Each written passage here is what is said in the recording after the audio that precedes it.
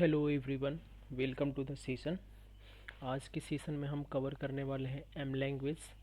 ये पूरा video series जो मैं स्टार्ट करने वाला हूँ आज से, ये पूरा पावर बीआई के एम लैंग्वेज के ऊपर रहेगा, जिसमें आप सबको एम लैंग्वेज क्या होता है, कैसे यूज़ होता है, ये सारी चीज़ें मैं एंड टू एंड कवर करने वाला हूँ एक एक टॉपिक को। आई होप कि ये पूरा वीडियो सीरीज़ आपके लिए बहुत इंपॉर्टेंट होगा। मैंने यूट्यूब पे काफ़ी रिसर्च किया है, उसमें मेरे को पता चला कि अभी तक एम लैंग्वेज के ऊपर 2-3 चैनल्स ने ही सिर्फ वीडियो बनाया है, उसके अलावा किसी ने भी वीडियो नहीं बनाया है। तो मैं यहाँ पे power B I M language के ऊपर पूरा वीडियो सीरीज़ लेके आया हूँ। So myself Ashish Jaiswal, founder of I tech learning. चलिए स्टार्ट करते हैं कि एम लैंग्वेज होता क्या है, कैसे यूज़ करते हैं, सारी चीज़ें हम यहाँ पे एंड टू एंड कवर करने वाले हैं इस वीडियो सीरीज़ में। सो पहला इंट्रोडक्शन है। बेसिकली मैं बता दूं एम लैंग्वेज क्या होता है। एम लैंग्वेज बेसिकली डेटा को ट्रांसफॉर्म करने के लिए अपन यूज़ करते हैं पावर बीआई के अंदर। तो डेटा को ट्रांसफॉर्म करना इट मीन्स जब कभी भी आप एनालिसिस करने बैठे हो या उसमें आप क्या कर रहे हैं, उसको उसमें विजुलाइज करना चाहते हो किसी डेटा में, तो वहाँ पे आपको सबसे पहले डेटा ट्रांसफॉर्म करना पड़ता है। लोड करने से पहले आपको डेटा ट्रांसफॉर्म करना पड़ता है, जो कि पावर क्वेरी एडिटर के अंदर होता है, राइट। अब उसमें कौन से क्वेरीज हम लिख सकते हैं, उसमें लैंग्वेज कुछ फार्मूला का हम यूज़ करते हैं, ये सारी चीज़ें इस वीडियो सीरीज़ में आपको देखने को मिल जाएगी। ठीक है, यहाँ पे आप पढ़ भी सकते हैं, इंट्रोडक्शन में मैंने उसका दे दिया है पूरा लिख के कि power query M is a formula language used in power BI for data transformation. It is used to manipulate and clean data before loading it into Power BI for analysis and visualization.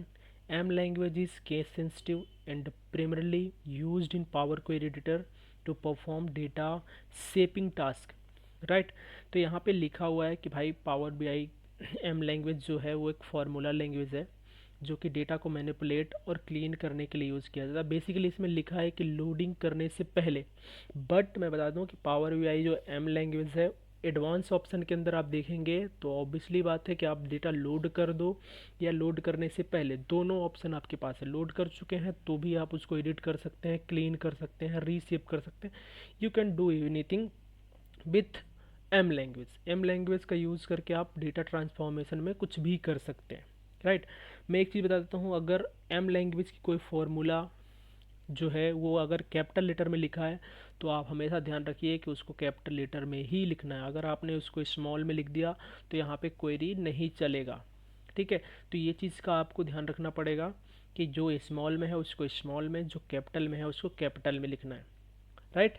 सो चलिए आगे बढ़ते हैं, introduction part से आगे बढ़ते हैं। तो यहाँ पे हमारे पास कुछ की पॉइंट्स हैं जो एम लैंग्वेज में हम यूज़ करते हैं, why be use M language. उसके की पॉइंट्स ये हैं कि भाई इसके वजह से हम एम लैंग्वेज को यूज़ करते हैं। तो डेटा को क्लीन करना हो या फॉर्मेट करना हो उस समय पर हम एम लैंग्वेज का यूज़ करते हैं। मिसिंग वैल्यू निकालना है तो भी हम एम लैंग्वेज का यूज़ कर सकते हैं। ट्रांसफॉर्म करना है डेटा टाइप्स तो भी हम एम लैंग्वेज यूज़ कर सकते हैं। Aggregating data it means aggregation function जो है उनका यूज़ करना है तो भी हम कर सकते हैं। मर्ज करना है आपको दो डेटा सेट को, ज्वाइन करना है आपको टू डेटा सेट्स को तो भी आप यहाँ पे कर सकते हैं। फिल्टर करना है, सॉर्ट करना है डेटा को तो भी कर सकते हैं। क्रिएटिंग कैलकुलेटेड कॉलम्स और मेजर्स, अगर suppose that you have two columns, आपके पास दो कॉलम्स है, आप उसको कैलकुलेट करके एक सिंगल कॉलम बनाना चाहते हैं तो भी आप यहाँ पे कर सकते हैं। और मेजर के लिए कि मेजर के लिए बेसिकली हम डेक्स फंक्शन का यूज़ करते हैं, बट इसके थ्रू भी कर सकते हो आप, ओके।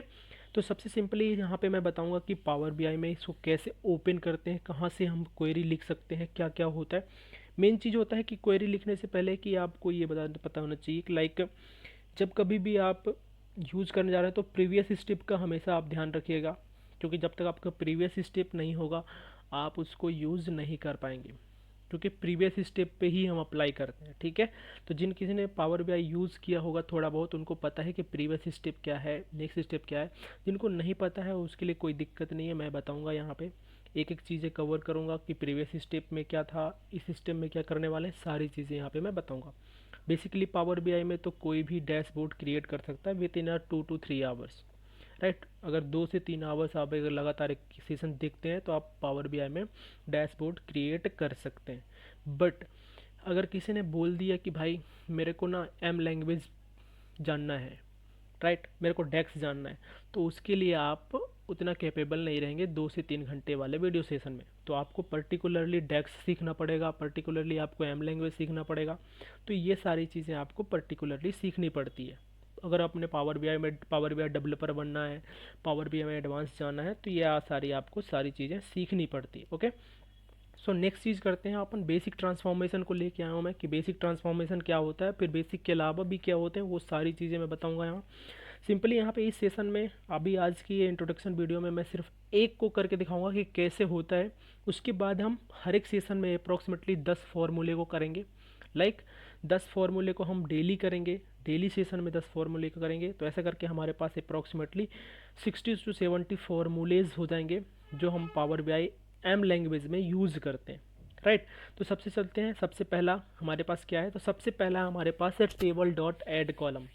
लाइक कि आपके पास गाइस एक डेटा है जिसमें 3 से 4 कॉलम है। सच सपोज, जैसे सपोज कि लाइक आपके पास नेम है, ठीक है, एक कॉलम में नेम है, दूसरे कॉलम में आपके पास है हिंदी, तीसरे कॉलम में आपके पास इंग्लिश, जो कि मेरे पास है, मेरा डेटा है। तो यहाँ पे आप फॉर्मूला देख सकते हैं, ये है हमारा फॉर्मूला। याद रखिएगा जो फॉर्मूला हमारा है इसमें हमारे पास टी कैपिटल है, ए कैपिटल है, सी कैपिटल है।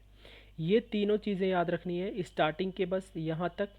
लाइक कहाँ से कहाँ तक रखनी है आपको, ये यहाँ से लेकर यहाँ तक आपको याद रखनी है, ठीक है, यहाँ से लेकर यहाँ तक आपको याद रखनी है। ये मेन है हमारा, यही फॉर्मूला यहीं से स्टार्ट होता है। तो ये चीज़ें आपको ध्यान में रखनी है। अब इसको कैसे यूज़ करना है ये मैं आपको बताता हूँ। प्रीवियस स्टेप आपको हमेशा मिलेगा जब कभी भी आप क्वेरी परफॉर्म करेंगे, या फिर मैं कहूँ कि फार्मूला, जो भी आप कहना चाहते हो कह सकते हो, जो भी आप फार्मूला परफॉर्म करेंगे तो आपको प्रीवियस स्टेप हमेशा रखना पड़ेगा ध्यान। यहाँ पे वो नया कॉलम का नाम देना है जो नया कॉलम आप चूज़ करना चाहते हैं, बनाना चाहते हैं।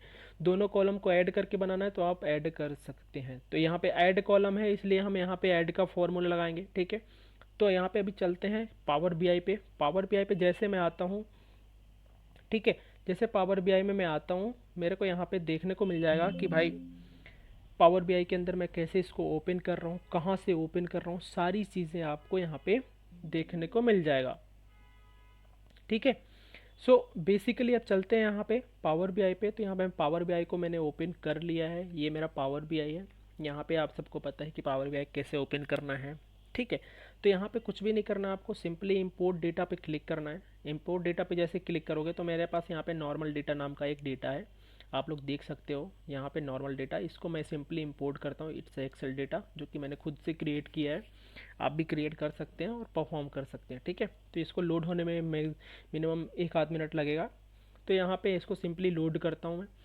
यहाँ पे मैंने लोड कर दिया है, उसमें लिखा था इंट्रोडक्शन में कि लाइक लोड करने से पहले आप ट्रांसफॉर्म करिएगा, लेकिन ठीक है, मेरा डेटा इतना मैसिव नहीं है, इतना बड़ा नहीं है, तो मैं इसको नॉर्मली अपलोड कर दिया है मैंने। अब अपलोड करने के बाद यहाँ पे आपको देखने को मिल जाएगा कि यहाँ पे आपका डेटा आ चुका है। मेरे पास 3 कॉलम्स हैं, नेम, हिंदी, इंग्लिश, तो ये हो गया है। ये आपका कैरेक्टर डेटा टाइप है, ये आपका नंबर्स है, ये भी नंबर्स है, ठीक है। तो सिंपली यहाँ पे आपको जब कभी भी एम लैंग्वेज यूज़ करना है तो आप यहाँ पे करेंगे क्लिक ट्रांसफॉर्म डेटा पे। सिंपली ट्रांसफॉर्म डेटा पे क्लिक करते, ट्रांसफॉर्म डेटा पे क्लिक करूँगा मैं। क्लिक कर दिया, यहाँ पे ये ओपन हो चुका है, ठीक है। आपको अब यहाँ पे एक क्वेरी दिख रही हो, ये query table dot transform column types, ठीक है, ये दिख रहा है। आप तो आपको कुछ भी नहीं करना है, सिंपली इसको यहाँ से कट करना है। अगर खुला है तो, नहीं खुला है तो कोई ऑप्शन नहीं। यहाँ पे आपके पास ऑप्शन दिख रहा होगा एडवांस एडिटर का। जैसे एडवांस एडिटर पे क्लिक करेंगे आप तो एक एडवांस एडिटर नाम का एक पोर्टल ओपन हो जाएगा, जिस पोर्टल में आप वर्क करेंगे। तो यहाँ पे मैं बता दूँ, ये आपका सोर्स है जहाँ से आपने डेटा पिकअप किया है, ये आपका वो वाला सोर्स है, ठीक है। उसके बाद यहाँ पे आपके पास टेबल, जो टेबल है आपका उसका दिया है सोर्स, क्या क्या है उसमें, टेबल आइटम है उसमें, काइंड किस तरह का टेबल टाइप का है, डेटा उसका नाम है, ओके। सो सिंपली यहाँ पे आपको देखने पड़ेगा, ये है आपका स्टेप, एक ही स्टेप इसमें लगा हुआ है, चेंज टाइप लिखा और ट्रांसफॉर्म में लिखा हुआ पूरा, ये आपको देखने को मिल जाएगा, पूरा दिया हुआ है। अब जो हम यूज़ करेंगे मैं बताता हूँ, यहाँ पे 2 चीज़ें दिया गया है, लेट दिया हुआ है, इन दिया है। लेट के मतलब कि भाई, लेट मतलब होता है कि जो चीज़ें हम परफॉर्म करने वाले, जो भी क्वेरी हम लिखने वाले हैं, जो भी फॉर्मूला लिखने वाले हैं, लेट के अंदर लिखेंगे, ठीक है, वो लेट के अंदर होगा। इन के अंदर हमारा हमेशा लास्ट स्टेप को हम फॉलो करेंगे, क्या करेंगे, लास्ट वाला जो स्टेप है, लास्ट मेरा स्टेप अभी देखो इसमें first step, second step, third step, ये थर्ड स्टेप है और यही मेरा लास्ट स्टेप है अभी तक का। तो इसी को मैं हमेशा यहाँ पे इनके अंदर रखूँगा। जैसे आप इनके अंदर जिस स्टेप को रखेंगे तो आपको प्रिंट आउट उस स्टेप तक का ही वैल्यू मिलेगा। अगर आपने यहाँ एक्स्ट्रा रखा है तो एक्स्ट्रा तक का मिलेगा, नहीं रखा है तो नहीं मिलेगा। आपने सपोज चेंज टाइप तक का रखा है तो आपको चेंज टाइप तक का ही प्रिंट आउट मिलेगा। मैं दोनों दिखाऊंगा। तो चलिए करते हैं अपन। तो सिंपली अगर नया स्टेप आपको यहाँ पे अलाउ करना है, फॉर्मूला लगाना है, तो यहाँ पे सिंपली जो प्रीवियस स्टेप उसमें लिखा देंगे कॉमा। कॉमा लगाने के बाद अपन कर देंगे इंटर। इंटर करने के बाद यहाँ पे सिंपली हैशटैग लगाया मैंने, यहाँ पे डबल इन्वर्टेड कॉमा लिया, यहाँ पे मैं लिख देता हूँ इसका नाम ऐड कॉलम सपोज दैट, ठीक है।